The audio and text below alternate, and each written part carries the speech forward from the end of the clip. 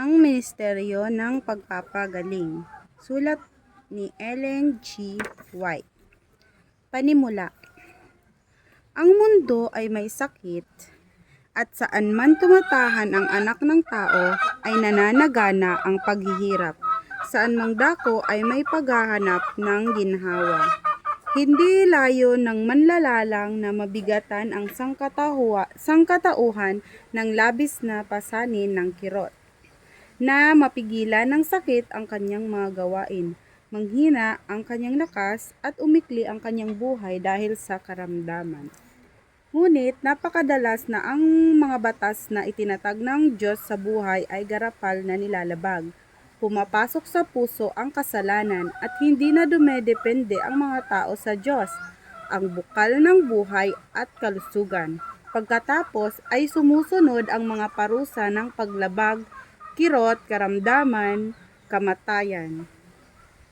Ang pag-unawa sa mga pisikal na batas na namamahala sa katawan at pag-ayos ng mga kasanayan sa buhay sa mga batas na ito ay tungkuling may pangunahing kahalagahan.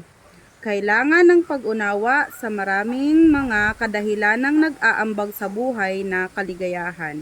Isang masayang tahanan, pagsunod sa mga batas ng buhay, tamang ugnayan sa kapwa-tao. Kapag dumating ang karamdaman, kailangan gamitin natin ang iba't ibang ahensyang sa pakikipagtulungan sa mga pagsisikap ng kalikasan ay magpalalakas ng katawan at magpapabalik sa kalusugan. Mayroon ding mas malakit mahalagang tanong tungkol sa ating relasyon sa manlalalang na orihinal na nagbigay buhay sa tao, na gumawa ng bawat paglalaan para sa kanyang patuloy na kaligayahan at ngayon interesado sa kanyang kapakanan.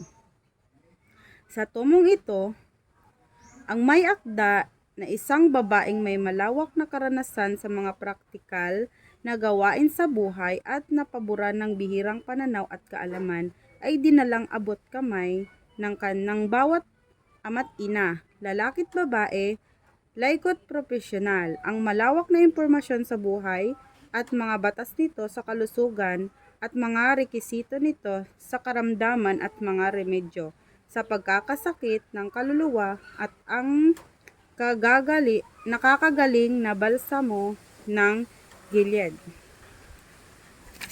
Isinulat ito sa malinaw, simple, magandang wika, nakapagtuturo sa mag-aaral, pag-asa sa nandulupaypay, pagpapasaya sa mga may sakit, at kapahingahan sa mga pagod.